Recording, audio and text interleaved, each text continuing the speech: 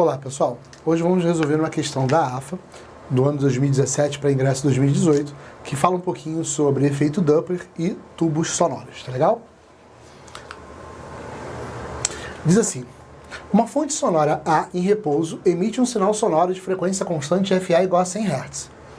Um sensor S desloca-se com velocidade constante Vs igual a 80 metros por segundo em relação à Terra, sobre um plano perfeitamente retilíneo, em direção à fonte sonora como mostra a figura 1. O que está acontecendo aqui?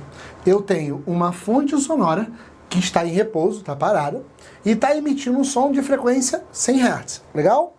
Eu tenho um sensor que está vindo para cá, e ele está fazendo o quê? Se movendo a uma velocidade de 80 metros por segundo. Óbvio que esse sensor não vai conseguir captar 100 Hz. Por quê? Existe um movimento relativo entre o observador e a fonte. Toda vez que isso acontece, acaba que a frequência aparente é diferente da frequência emitida pela fonte.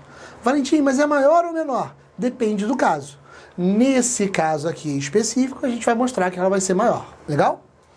O sensor registra a frequência aparente devido à sua movimentação em relação à fonte sonora e a reenvia para o laboratório, onde um sistema de caixas sonoras, acoplado a 3 tubos sonoros de comprimento L1, L2 e L3, reproduz essa frequência aparente, fazendo com que as colunas de ar desses tubos vibrem produzindo os harmônicos representados na figura 2. Então presta atenção, ele vai pegar esse som e vai jogar lá para o laboratório e vai reproduzir isso onde? Numa caixinha de som. Bacana isso, né? Olha o que vai acontecer. Formou 3 colunas de ar aqui. Formou 3 harmônicos aqui diferentes. Tudo bem ou não? Repara que isso aqui constitui um tubo sonoro fechado. Bacana. Considere que o sensor se movimenta em um local onde a velocidade do som é constante, igual a 320 metros por segundo. Que os tubos sonoros possuam diâmetros muito menores do que seus respectivos comprimentos e que a velocidade do som no interior desses tubos também seja constante, igual a 320 metros por segundo. Considere também que a fonte A e o ar estejam em repouso em relação à Terra. Nessas condições, é correto afirmar que os comprimentos L1, L2 e L3, respectivamente em metros, são... O que ele quer no final das contas? Depois de falar isso tudo, ele quer que você calcule o comprimento dessas colunas de mercúrio, dessas colunas de ar, beleza? Repara que em ambos os casos, a frequência emitida aqui é a frequência detectada pelo sensor. Então, antes de resolver qualquer coisa, o que eu vou fazer? Eu vou calcular a frequência desse sensor, tudo bem? Equaçãozinha de efeito Doppler, a frequência aparente, ela vai ser o quê? Frequência da fonte, que multiplica velocidade do som mais ou menos velocidade do observador, sobre velocidade do som, mais ou menos a velocidade da fonte. Essa é a equação de efeito Doppler, ok? Frequência aparente é a frequência da fonte que multiplica essa razão. Nesse caso específico, ele me diz que a fonte sonora está em repouso. Se a fonte sonora está em repouso, eu já sei que a velocidade da fonte é 0. Tudo bem? Então vai ficar assim. A frequência aparente vai ser... Quem é a frequência emitida pela fonte? Vamos lá. 100 Hz. Que multiplica a velocidade do som. Lembra da velocidade do som? Ele me dá a velocidade do som? Não sei, vamos dar uma olhada. Ele me dá, ela vale 320 metros por segundo. Questão longuinha, né? Tudo bem. Agora, mais ou menos, aqui mora a dúvida de vários alunos. A galera não sabe quando usar mais ou menos. A dica do canal Física 1000 é a seguinte. Coloque sempre o referencial do observador para a fonte. Coloque o referencial sempre do observador para a fonte. Você tem aqui o observador, você tem aqui a fonte. Você vai colocar o referencial para cá, do observador para a fonte. E agora vamos lá. Nesse caso, o observador, ele está se movendo a favor do referencial ou contra o referencial? A favor, não é isso? Então você vai botar o sinal de mais. E se o observador, o sensor, estivesse indo para o outro lado? Você ia colocar o sinal de menos. Então a dica sempre é essa. Sempre estabeleça o referencial do observador para a fonte. Legal? Então vamos lá. Nesse caso, mais 80. Sobre quanto? A velocidade do som, que é 320. Pessoal, isso vai ficar 100 vezes 400, porque 320 mais 80, tá? Sobre 320.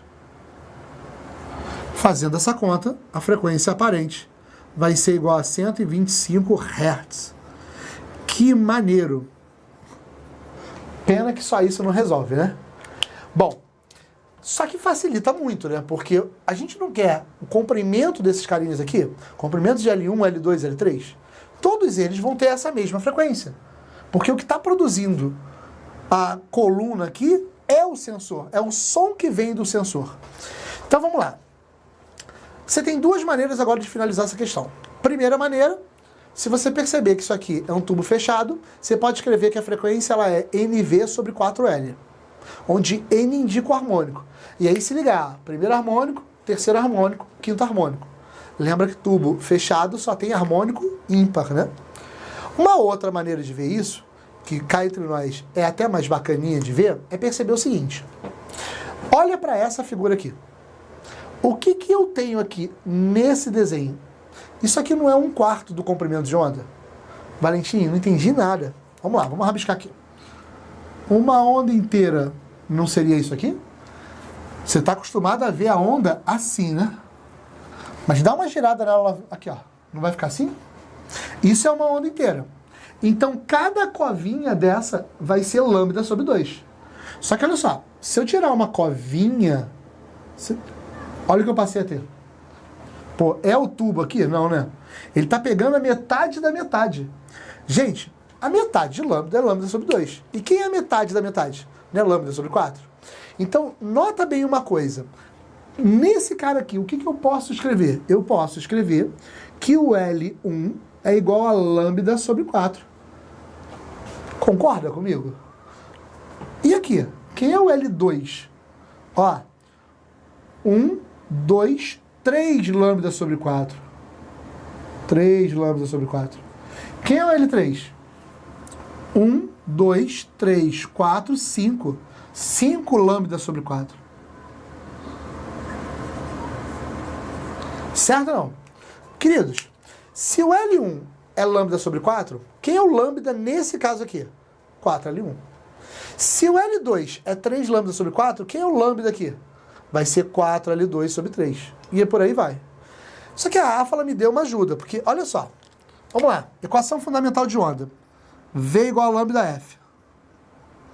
Qual é a velocidade do som? Você lembra? 320. Quem é o lambda? Pessoal, vamos começar com esse lambda aqui. Quem é esse lambda? Não é 4L1? 4L1 vezes a frequência. Qual é a frequência? 125. 4 vezes 125 vai dar quanto? 500, né? Certinho, 500. Pega esse 500 que vai estar multiplicando e passa para o outro lado. Ele vai o quê? Dividindo. Então, o meu L1, ele vai ser 320 sobre 500. Vê se você concorda comigo. 4 vezes 125 vai dar 500, passou para lá. L1 vai ser 320 sobre 500. Isso aqui, se você fizer as contas, simplificando, né? Porque, ó, esse zero pode ir embora com esse zero. Divide em cima e embaixo por 2. Vai ficar 16 sobre 25. Então, dá 16 sobre 25 metros. Professor, por que você não fez essa conta? Porque as respostas estão em forma de fração.